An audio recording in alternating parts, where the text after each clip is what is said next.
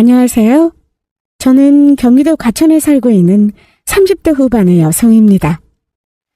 저는 평소에 썰TV에 올라오는 사연을 열심히 듣고 있는 애청자인데요. 그동안은 듣기만 하다 오늘은 처음으로 저의 이야기를 들려드리고 싶어서 이 사연을 보내봅니다. 저에게는 연애 시절부터 이렇게까지 사람이 착할 수 있나 싶을 정도로 선하고 자상한 남편이 있습니다.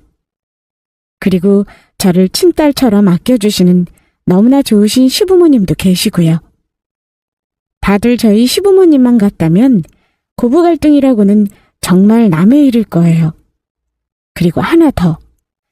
언니 하면서 저를 따르는 부침성 좋은 손 아래 시누이도 있고요. 이렇게 시댁 식구들 전부 저에게 너무 잘해주시고 선하신 분들이라 저는 늘 시집을 너무 잘 갔다고 생각하고 있었습니다. 저희 부모님도 저에게 항상 시댁 식구들에게 잘하라고 하셨고 제 친구들도 저를 부러워할 정도였어요. 그런데 실은 이게 전부 거짓이었고 제가 알던 그 모습들은 전부 가식과 연기였다는 사실을 알게 된다면 어떨 것 같으세요? 저는 이렇게 시댁 식구들 전부에게 뒤통수를 맞고 일가족의 사기극에 노란할 뻔했습니다. 하지만 정말 운 좋게도 남편이 저지른 멍청한 실수로 인해 저는 그 사기극에서 빠져나올 수 있었는데요. 제가 겪은 이 경험담을 여러분들께도 들려드리고 싶습니다. 저는 평범한 인생을 살아온 지극히 평범한 대한민국의 회사원입니다. 대학 때 한 학기 어학원수를 다녀왔던 경험을 제외하고는 거의 칼졸업을 했어요. 하루라도 빨리 취업을 해서 돈을 모으고 싶었거든요. 그렇다고 딱히 가정 형편이 어렵다거나 돈이 급했다거나 했던 것은 아니지만 그냥 독립을 해서 돈을 모으는 재미를 빨리 느껴보고 싶었습니다. 대학을 졸업하기 전까지는 계속 본가에서 부모님과 함께 살았었거든요. 저희 부모님은 제가 어릴 때 서울로 올라와 자리를 잡은 경상도 분이셨는데 아무래도 제가 딸이다 보니까 자취하는 걸 절대 허락하지 않으셨어요. 오직 취업을 해야만 따로 나가 사는 걸 허락하겠다고 하셨기 때문에 제 목표는 얼른 취업을 해서 집에서 나가는 것이었어요. 솔직히 말해서 집이 엄하다 보니 외박은 둘째치고 대학 시절 내내 통금도 있었고요. 그러다 보니 자연스럽게 연애 한번 제대로 하지 못한 채 학교를 졸업했습니다. 아예 연애를 못 해본 건 아니었는데 저녁 9시만 넘어도 집에서 난리가 나다 보니 남자친구들이랑도 오래 만날 수는 없게 되더라고요. 아무튼 그렇게 졸업을 해서 소원대로 한 의류회사의 마케팅 담당자로 입사했고 자취를 시작했습니다. 그 후 2번의 이직을 거쳐서 지금의 회사에 정착했고요. 아실지는 모르겠지만 이쪽 업계의 워라밸이 엄청 엉망이거든요. 야근도 많고 24시간 내내 연락이 오는 일도 수두룩했고요. 아무래도 유행을 타는 업계의 특성에다 공장의 생산 라인에서 문제가 생길 때도 많아 급박한 회의나 이슈가 많이 생기기 때문에 어쩔 수가 없는 일이었죠. 결론적으로는 대학생 때는 집안 문제로, 취업 후에는 회사 문제로 남들처럼 평범한 연애를 한 횟수는 엄청 적었습니다. 그렇게 30대 중반을 넘겨 만난 남자친구는 저의 3번째 남자친구였죠. 이 사람이 저의 미래의 남편이 되었습니다. 나이만 먹었지 연애에는 서툴던 저와는 달리 남자친구는 연애의 내공이 느껴지는 사람이었습니다. 앞선 2번의 연애도 모두 1년을 채 만나지 못했던 지극히 짧은 저의 연애와 달리 남자친구는 4년이 넘는 장기 연애 경험도 있었고 나머지 연애들도 대부분 2년 이상씩은 만났었다고 하더라고요. 남자친구와는 소개팅으로 만났었는데 제가 친한 친구와 자주 가던 레스토랑 사장님의 소개였죠. 마찬가지로 여기 자주 오는 손님이자 친한 동생인데 저번에 갔을 때 우연히 보고는 소개받고 싶어서 연락처를 남겨주고 갔다면서요. 정갈한 필체로 그때는 일행도 있고 정신이 없어서 연락처만 두고 갔는데 괜찮으시면 만나보고 싶다는 메모도 있었죠. 처음에는 이렇게 만난다는 게 조금 부담스럽기도 하고 어색하기도 해서 연락을 할까 말까 망설였습니다. 그래서 연락처를 받고도 한동안은 연락을 하지 않았습니다. 하지만 9주 토요일에 있던 결혼식을 다녀오는 길에 그래 뭐라도 해봐야겠다 싶은 생각에 조금은 충동적으로 연락을 하게 되었습니다. 상대방은 제가 한 연락에 엄청 반가워했고 바로 그 다음 날인 일요일에 카페에서 만났고요.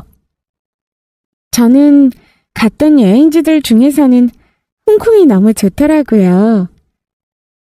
저도 그랬어요. 호불호 많이 갈리는 여행지라서 싫다는 분도 많이 봤었는데 신기하네요. 저 거기서 먹었던 딤섬 너무 맛있었거든요. 정말요? 저도 딤섬이 제일 좋았는데. 말 나온 김에 홍대 쪽에 홍콩 유명 셰프가 하는 정통 딤섬집이 있거든요. 다음에 거기 가실래요? 그런 곳이 있어요? 너무 좋죠. 저희 다음에 꼭 가요. 그 사람과는 처음 만났을 때부터 너무 잘 맞는다는 생각이 들었습니다. 음식 취향부터 좋아하는 여행지, 여행 스타일, 자주 듣는 음악과 좋아하는 영화까지. 제 분신이 있다면 이런 느낌이 아닐까 싶을 정도로 우리는 취향도 관심사도 비슷했어요. 그래서 연애를 시작하기도 전에도 시작하고 나서도 좀처럼 심심하거나 지겨울 틈이 없었습니다. 서로 좋아하는 걸 같이 하기에도 시간이 부족했거든요.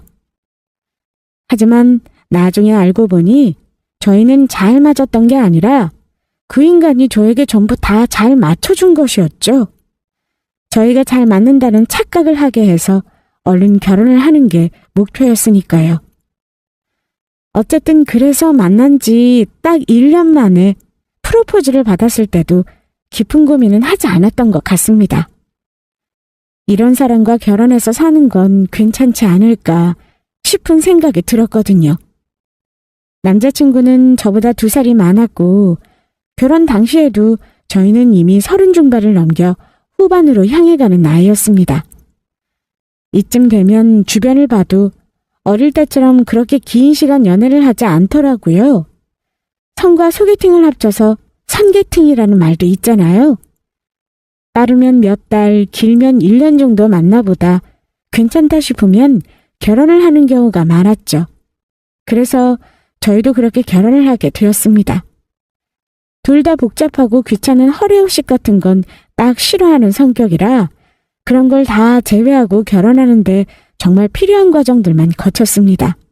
그랬더니 남들은 최소 1년은 걸린다던 결혼 과정도 저희는 5개월이면 가능하더라고요. 어차피 저는 일로 바빴고 저보다는 남자친구가 결혼 준비에 쓸 수 있는 시간이 조금 더 많아서 대부분의 선택이나 결정은 그 사람이 거의 전담했습니다. 웨딩홀도 양가 부모님 한복도 스튜디오 촬영이니 뭐니 하는 것도요. 오죽했으면 나중에 보니 제가 처음부터 끝까지 온전히 고른 건 웨딩드레스 뿐이더라고요. 하나 더 있네요. 결혼하는데 제일 중요한 신혼집이요. 하지만 신혼집은 고르고 말고 할 내용이랄 게 없었습니다. 신혼집을 제가 가지고 있던 아파트에서 시작하기로 했거든요. 매매 당시에는 7억짜리 조금 오래되고 작은 아파트였어요. 그리고 지금은 시세가 많이 올라서 거의 10억 가까이 하고 있었고요. 30 중반을 시작하던 당시에 결혼은커녕 연애도 제대로 못하고 있던 때였어서 에라 모르겠다. 결혼 못하면 나 혼자라도 살아야지 싶은 마음에 사들인 아파트였죠. 또래 평균보다 약간 높을 정도의 평범한 월급을 받고 있었던 저였던 터라 제 월급으로는 사실 꿈도 못 꿀 집이었습니다.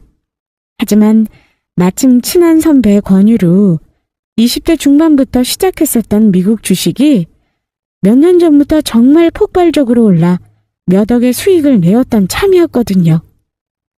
통장을 털면 딱 아파트를 사들일 만한 금액이었습니다.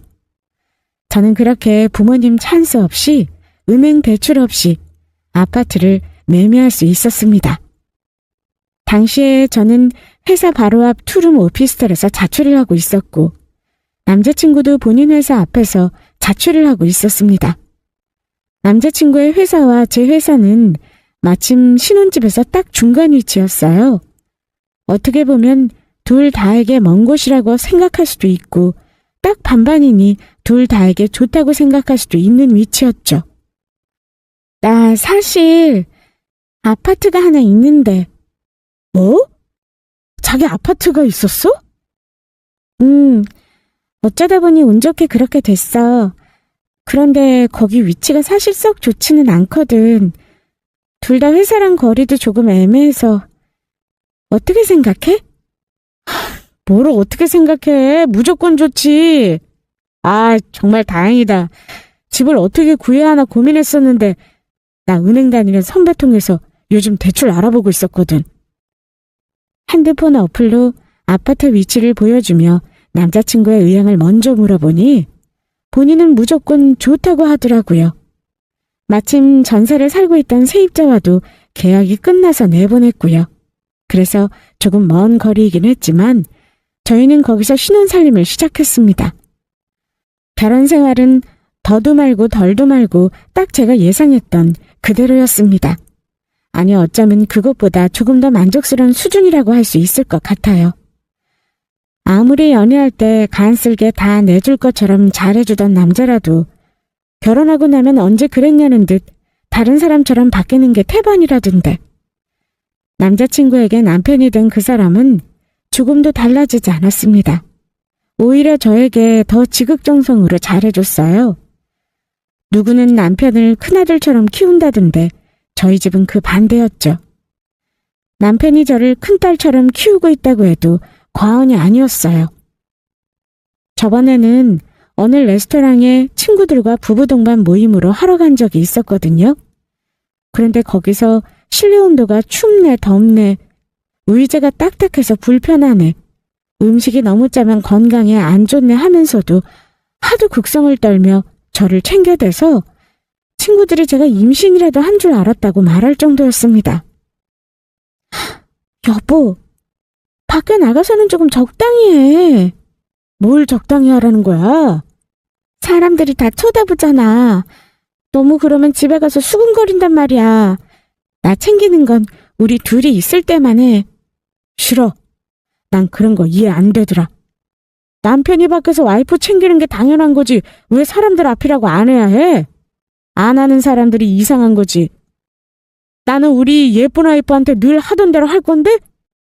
제가 부끄러우니까 사람들 있을 때는 조금 자제하라고 해도 씩 웃으면서 싫다고 애교를 피울 정도였어요. 하루는 시어머니가 그걸 보시고는 애도 없는데 벌써 저럴 정도면 임신이라도 하면 진짜 업고 다니겠다고 혀를 차실 정도였어요. 아무튼 남편에게는 아무런 불만이랄 게 없을 정도였어요. 말이 나온 김에 저희 시댁 이야기도 해야겠네요. 저희 시댁에는 시아버지와 시어머니 그리고 남편보다 5살 어린 시누이가 있었습니다. 시댁 어른들은 처음 만났을 때부터 전부 다 친절하셨어요. 시부모님을 뵈었을 때 제일 먼저 들었던 느낌은 아, 이래서 남편이 저렇게 착하고 다정한 거구나 하는 생각이 있었죠. 시댁은 저희가 살고 있는 서울에서 차로 2시간이 걸리는 거리라 자주 찾아뵙지는 못했습니다. 하지만 가끔씩 시댁에 갈 때마다 시어머니는 늘 상다리가 휘어질 정도로 음식을 차려놓고는 하셨어요. 어머니, 이걸 혼자서 다 하신 거예요? 우리 며느리 온다고 해서 내가 솜씨 발휘 좀 한 거지. 차린 건 별로 없어도 많이 먹고 가렴. 세상에, 너무 감동해요, 어머니. 이거 다 하려면 힘드셨을 텐데. 힘들 게 뭐가 있니? 네가 우리 종민이랑 살아주는 것만 해도 내가 고맙다. 나는 아직도 저 녀석이 장가를 갔다는 게 신기할 정도라니까. 저거 말만 예쁘게 하지 하는 행동은 순 허당이잖니. 와, 우리 엄마 진짜 당신만 편애하는 것 봐. 누가 보면 내가 사위고 당신이 친딸인 줄 알겠어? 쓸데없는 소리 하지 말고 얼른 앉아서 먹자. 지 배고프겠구나. 살가운 시어머니에 비해서 저희 아버지는 조금 무뚝뚝하고 말수가 적은 편이셨지만 식사할 때면 늘 제 앞으로 맛있는 반찬을 밀어주시는 분이셨어요. 겨울이면 저희가 자고 갈 때 혹시 춥기라도 할까봐 이불도 겨울 이불로 새로 바꿔두시고 커튼도 두꺼운 걸로 바꿔달라고 하는 분이셨고요.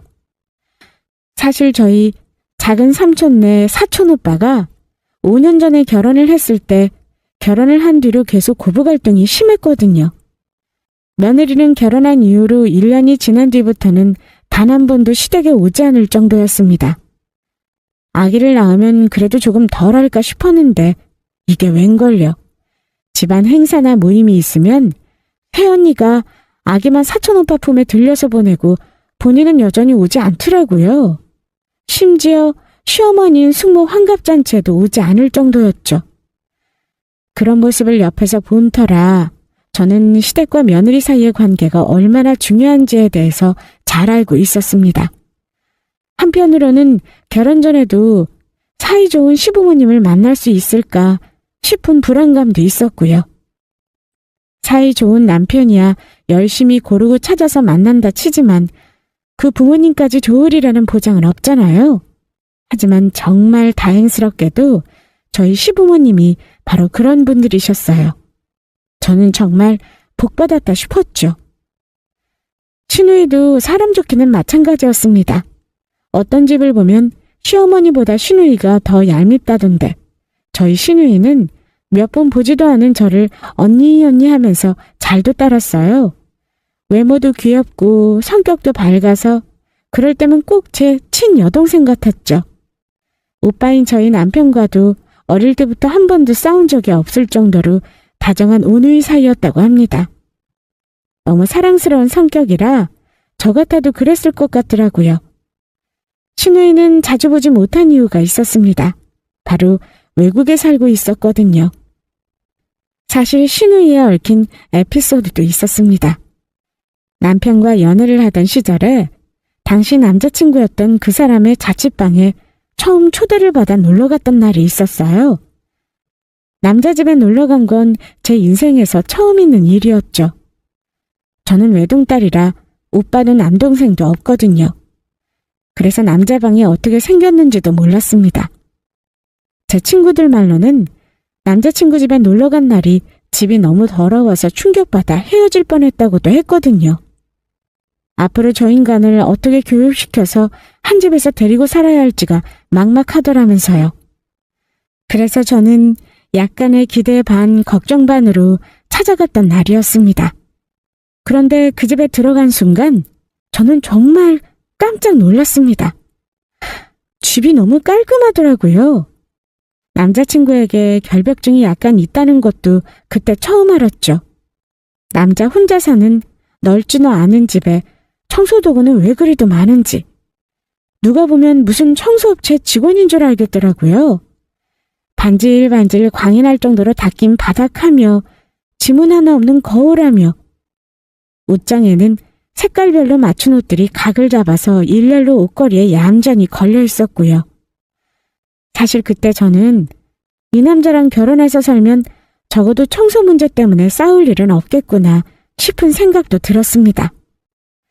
그리고 다시 아까 하던 얘기로 돌아가서 제가 그 집에서 정말 놀랐던 건 따로 있었습니다.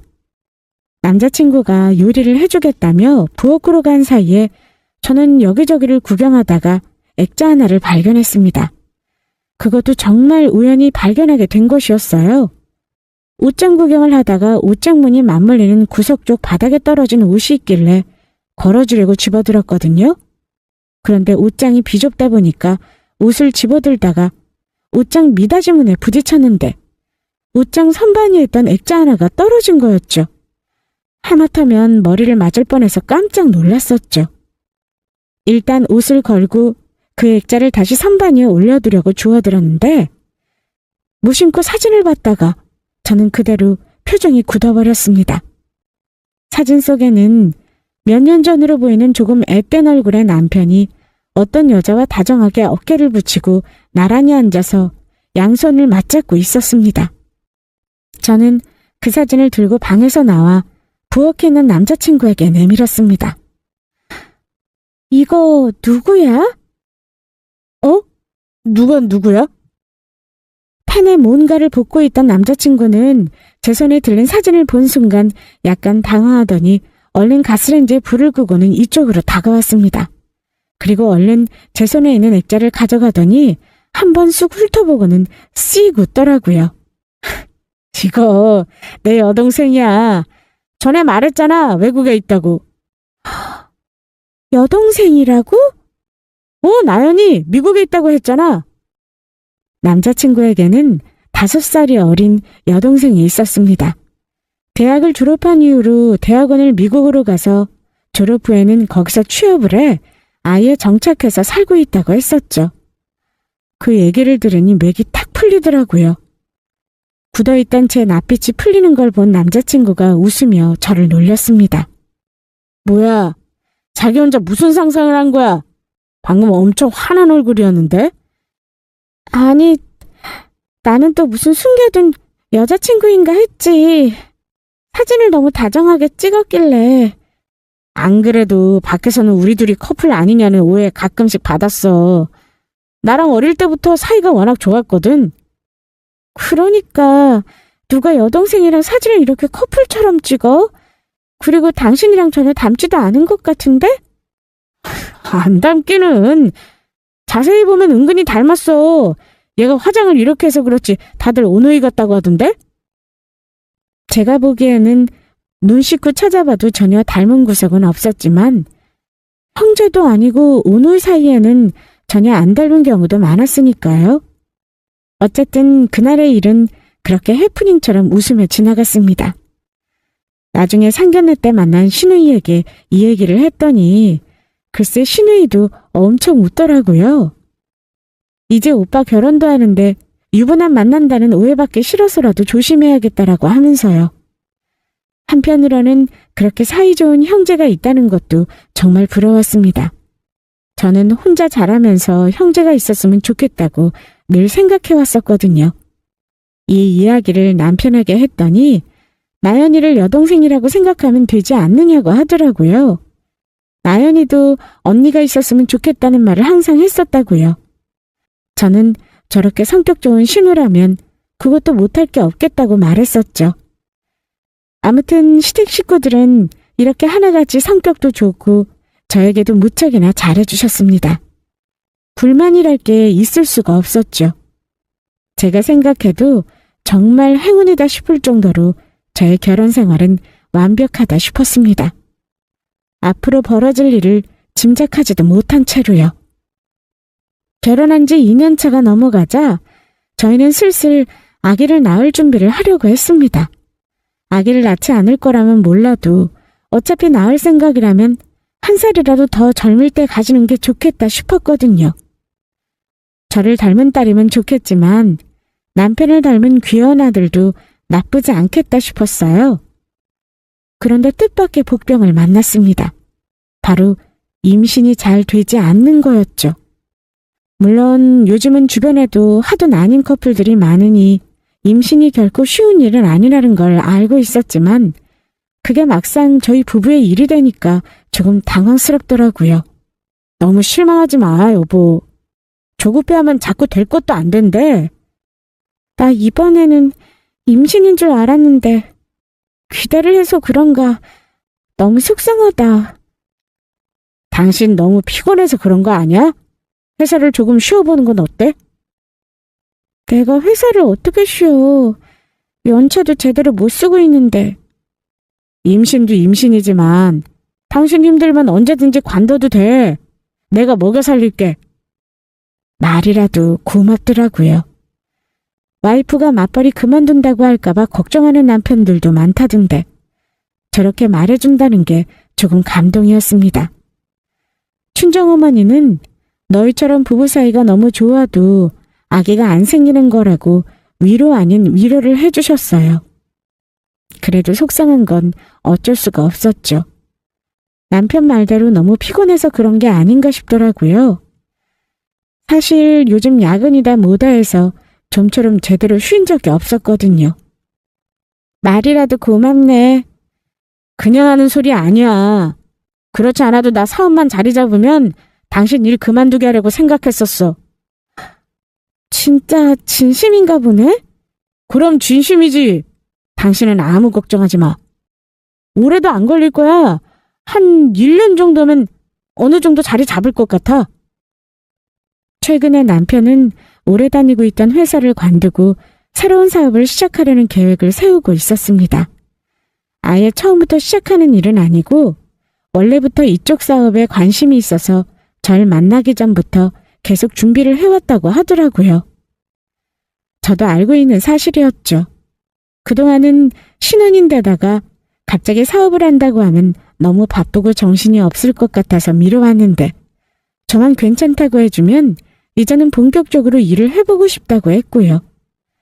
기획안까지 마련해서 저에게 보여주길래 처음에는 반장난으로 저도 확인을 했는데 생각보다 준비를 잘했더라고요. 괜찮겠다 싶어서 허락을 했습니다. 어차피 본인이 하고 싶다는 일을 말려봐야 서로 기분만 상할 테고 저도 하고 싶은 일은 해야 한다는 주의라서요. 다만 사업을 준비하면서 생각보다 초기 비용으로 들어가야 할 돈이 많더라고요. 대출로 해결한다고 해서 알아봤는데 그냥 본인이 가지고 있던 주식 남은 걸 조금 팔고 나머지는 제가 가지고 있는 건물 담보대출로 해결하기로 했습니다. 사실 그 건물은 제가 시집 오기 전에 친정아버지가 제게 증여해 주신 거였습니다. 저는 회사 다니느라 바쁘고 건물 관리할 시간도 없어서 아직은 아버지가 관리해주고 계셨고요. 아무튼 그걸 이제 제가 관리하겠다는 말씀을 드렸고 그 김에 남편 대출도 받아주기로 했죠. 친정어머니는 사업하는 거 조금 불안하다. 그냥 다니던 회사를 다니는 게 낫지 않겠냐고 한마디 하시긴 했죠. 하지만 남편이 워낙 평소에 잘하는 데다 처음으로 뭔가를 하고 싶다고 한 거라 조금 마음에 안 들어도 결국에는 너희 일이니 너희가 알아서들 하라고 하셨고요. 어쨌거나 남편은 요즘 사업 준비로 정신없이 바빴습니다. 주 거래처가 해외 사업체인지라 일단 사업 초반에는 해외 출장도 많이 다녀야 했고요. 이번 주도 그렇게 4박 5일간의 출장이 예정되어 있었습니다. 남편이 해외 출장을 떠나고 이틀째 되던 날 퇴근을 했더니 전화가 오더라고요. 저는 설거지를 하다가 얼른 손을 씻고 전화를 받았습니다. 여보, 싱가포르는 어때? 나가니까 좋아? 좋기는 일하러 온 건데 뭐. 혼자 안 오고 당신이랑 같이 왔으면 좋기는 했겠다. 다음에는 꼭 같이 가자. 알았어. 참, 그리고 그 대출 서류건 잘 챙기고 있지? 여기서 이야기가 잘 돼서 나 돌아가면 바로 시작할 수 있을 것 같아. 대출 최대한 빨리 받았으면 싶어서. 그래? 다행이네. 알았어. 내가 내일 전화해서 더 빨리 될 수 있는지 알아볼게. 진짜 고마워, 여보. 내가 어떻게 당신 같은 사람을 만났나 몰라. 사랑해. 요즘 자꾸 일로 해외를 나간다며 투덜거리더니 그래도 막상 나가니 즐거운지 목소리가 잔뜩 상기되어 있더라고요. 전화를 끊는데 저는 웃음이 나왔습니다. 사업 이야기도 잘 됐다니 다행이었죠. 본인이 좋아하는 일을 하면서 지금처럼 저희 부부 둘 다 이렇게만 계속 행복하게 살았으면 좋겠다 싶었어요. 그리고 그날 밤 은행에서 준비하라고 했던 대출 신청 관련 서류들을 다시 한번 훑어보고 있는데 갑자기 전화가 오더라고요. 제 고등학교 동창 친구였어요. 선아야, 진짜 오랜만이다. 웬일이야 이 시간에? 별일 없어? 너랑 연락한 지 너무 오래됐다 싶어서 전화 한번 해봤지. 잘했어. 안 그래도 나도 한번 연락한다는 게 자꾸 잊어버렸네. 난 잘 지내지. 너는 별일 없어? 거기는 어때?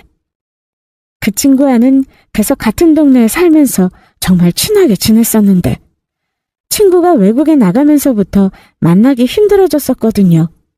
친구는 여행사 소속으로 외국에서 현지 가이드를 하고 있었어요.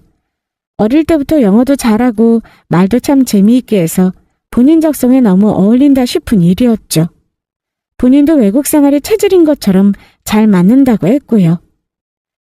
그런데 한창 근황 이야기를 즐겁게 나누다가 문득 친구가 조금 머뭇거리면서 저한테 조심스럽게 묻더라고요. 그런데 너 남편이랑은 언제 헤어졌어? 나는 전혀 모르고 있었네. 어? 그게 무슨 말이야? 나 남편이랑 안 헤어졌는데? 아직 같이 살고 있어. 어? 헤어진 게 아니라고? 뭐지?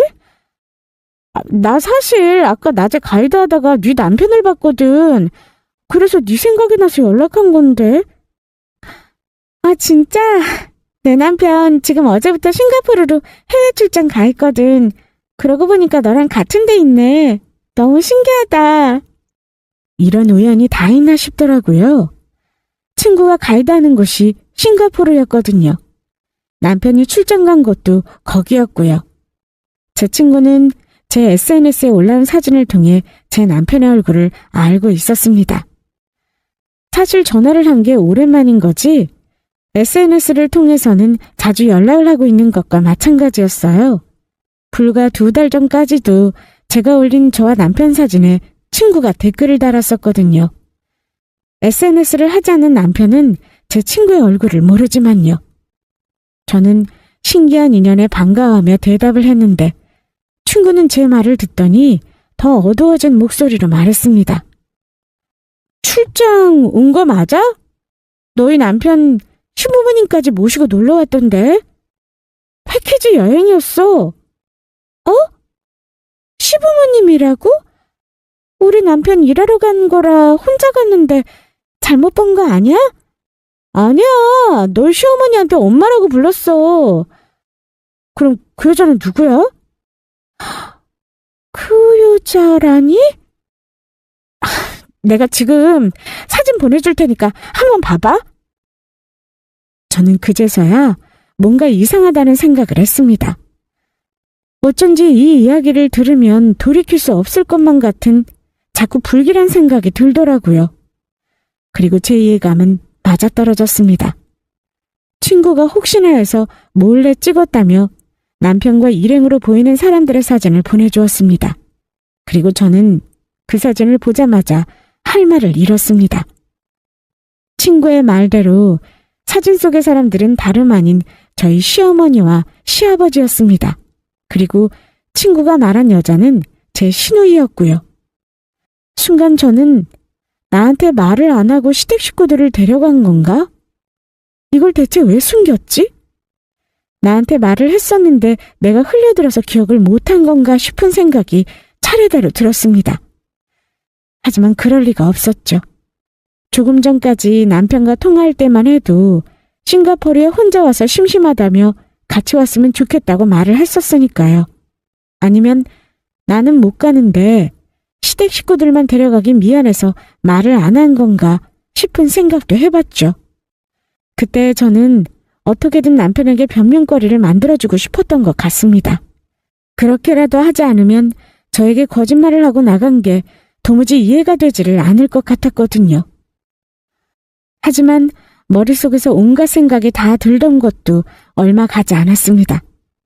친구가 이어서 보내온 사진들을 보고서 저는 그 자리에서 들고 있던 물컵을 떨어뜨렸습니다. 저 여자 네 시누이라는 사람 아니야. 네 SNS에서 그렇게 본 것 같았는데 그런데 왜 둘이 저러고 있어? 진짜 소리라도 지르고 싶은 심정이었습니다. 왜냐고요? 친구가 보내준 사진 속 남편과 시누이 두 사람은 다정하게 마주보고 서로 목을 끌어안은 채 뽀뽀를 하고 있었거든요. 아무리 친한 사이라고 해도 입술에다 뽀뽀를 하는 오누이는 없는 게 아닌가요? 정말 변명의 여지도 없는 장면이었습니다. 너무 놀라고 황당해서 제가 말을 잇지 못하자 이 모든 상황을 눈치챘는지 친구가 한숨을 내쉬며 뒷이야기를 더 들려주었습니다. 처음에는 그 여자가 오빠, 오빠라고 부르길래 신우이구나 싶었답니다. 가족여행을 놀러온 모양새라 저도 같이 놀러온 건가 싶어서 친구는 저를 찾기도 했다더라고요. 그런데 아무리 봐도 저는 안 보이고 그 여자와는 뭔가 좀 이상하더랍니다. 가이드의 직업 특성상 친구는 눈치가 엄청 빨랐는데 자세히 들어보니 가끔씩 서로를 여보라는 말로 부르기도 했고 나중에는 저희 시어머니도 그 여자에게 새아가라는 말을 썼다고 했습니다. 누가 봐도 며느리를 부르는 호칭이었죠. 그래서 친구는 급기야 저와는 이혼을 하고 그 사이에 남편이 다른 여자와 결혼이라도 한 건가 싶은 생각마저 들었다네요. 시부모님이 버젓이 상간녀까지 데리고 패키지 여행을 가놓고 간도 크게 들키지 않을 거라고 생각한 것도 기가 막혔죠. 나름대로 머리를 쓴다고 한국 사람들이 잘 안 가는 곳으로 싱가포르를 선택한 모양이었는데 그게 오히려 역효과였던 겁니다. 싱가포르는 워낙 땅덩어리가 좁아서 하루 이틀이면 모든 곳을 다 돌겠다는 말이 나올 정도였거든요. 심지어 거기서 한국 패키지 여행사가 가는 관광지라면 더 뻔했고요. 오히려 그곳에 가는 바람에 가이드를 하고 있던 제 친구와 마주치게 된 거였어요. 남편 놈의 어이없는 실수였죠. 이 모든 사실을 알게 된 그날 밤, 저는 날이 밝아올 때까지 한숨도 자지 못한 채 거실 바닥에 주저앉아 오열을 했습니다. 누구보다 행복하고 완벽한 결혼 생활을 하고 있었다고 생각했는데 그게 다 저의 착각이었던 겁니다. 심지어 저를 기만한 게 남편뿐이었으면 이렇게까지 황당하지는 않았을 것 같았죠.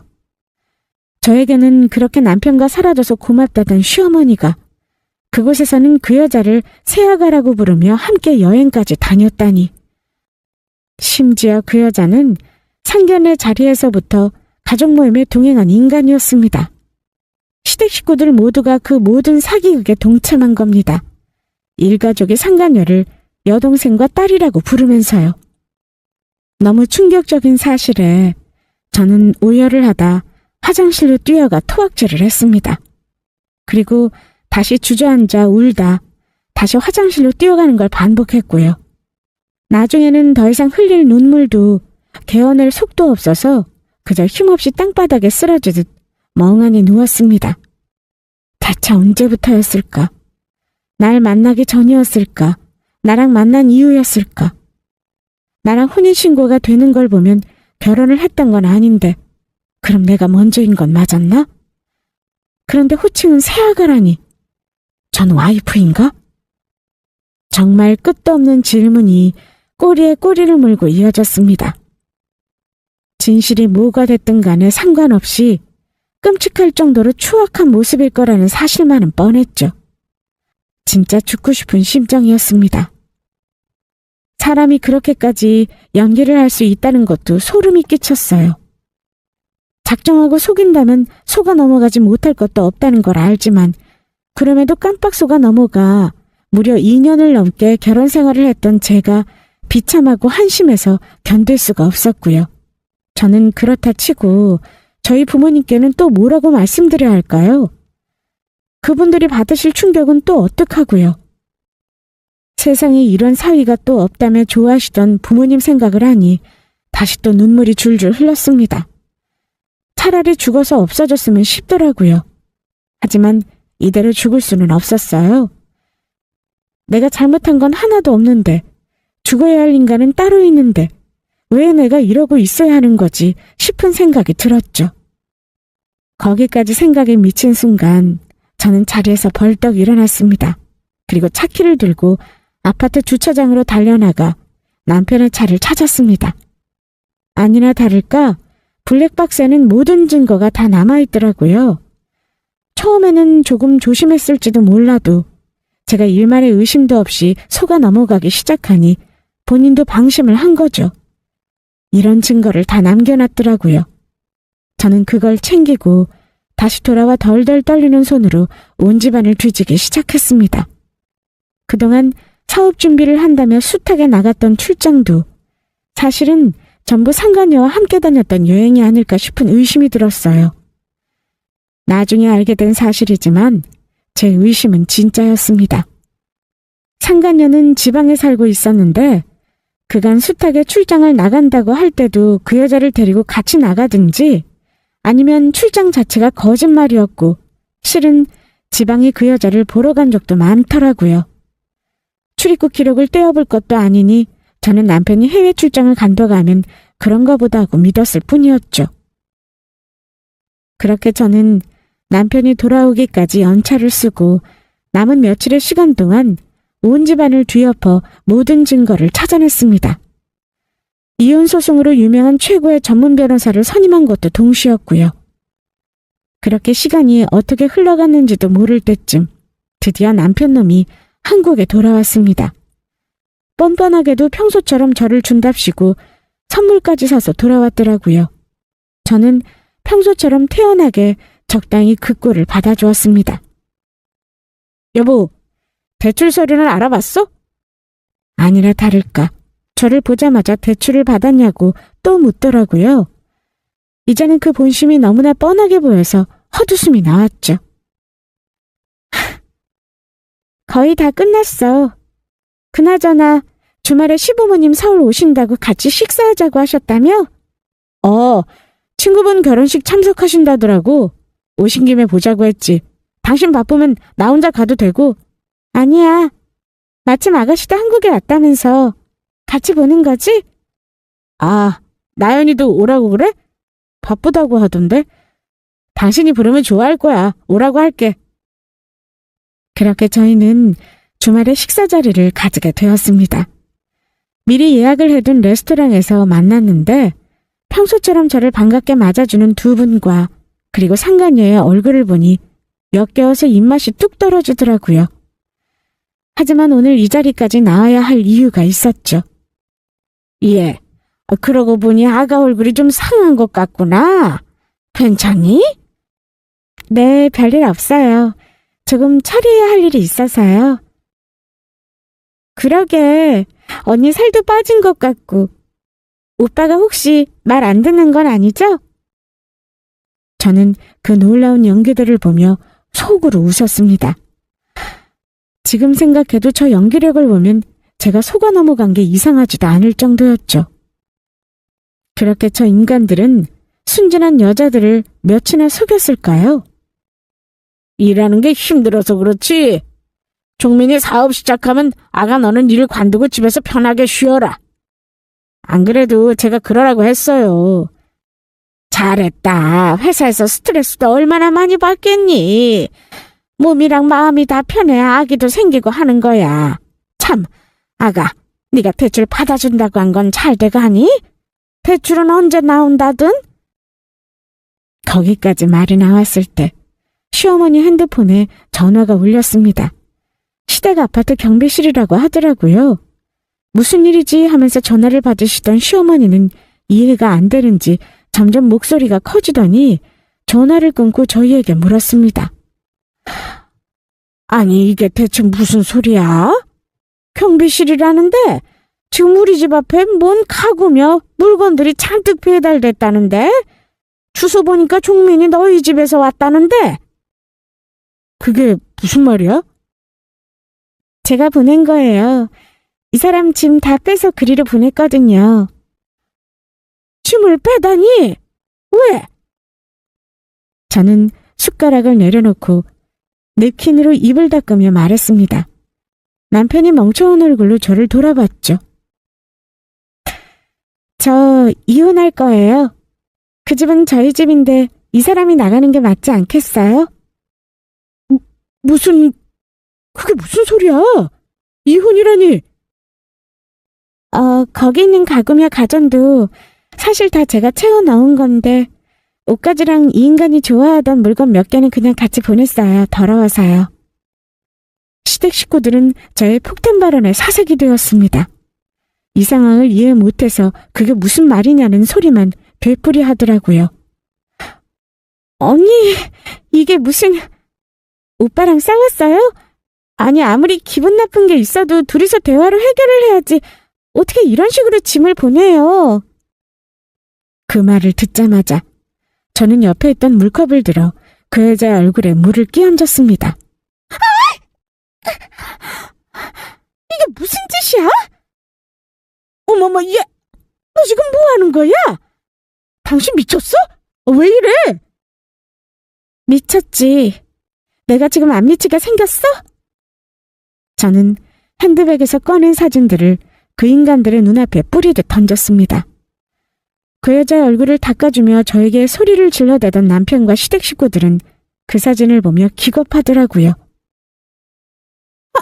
아니, 이건, 이 사진을 대체 어디서... 여보, 이거 아니야. 잠시만, 내 얘기 좀 들어봐. 넌 이혼소송 준비나 해. 내 변호사한테 곧 연락할 거야. 사진 보면 알겠지만 거기 보이는 내용으로 다들 사기 명목으로 연락할 거고요. 긴 얘기는 피차 변호사 대동해서 하죠. 그럼 전 이만. 놀라서 입까지 벌어져서는 말을 잇지 못하는 인간들에게 저는 최후 통첩을 날렸습니다. 그리고 그 자리를 빠져나왔어요.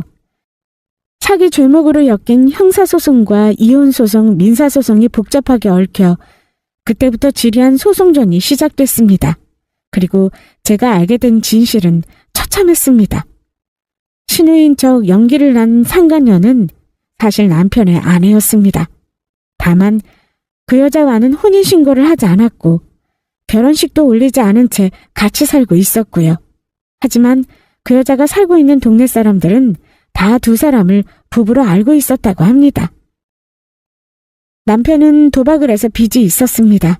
그리고 그 빚을 어떤 여자에게 결혼을 할 것처럼 사기를 쳐서 갚은 게 시작이었다고 합니다. 쉽게 버는 돈맛을 알게 된 남편 놈과 그 일가족은 매번 새로운 사기 상대를 찾아서 같은 수법으로 돈을 뜯어내고 또 잠적을 하고는 했다고 합니다. 세상 자상해 보이던 시아버지와 시어머니도 사실은 사기 전과까지 있었고요. 그러다가 저를 만나게 됐죠. 나중에 그 사기꾼 놈을 소개해준 단골 레스토랑 사장을 만나러 갔더니 벌써 문을 닫고 어디론가 도망을 치고 없더라고요.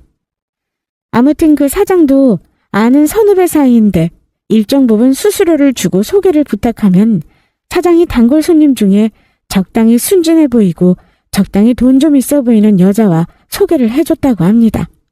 그 사장은 저와 친한 친구가 나눴던 대화를 듣고 저와 제 집안의 재산을 유추한 거였고요.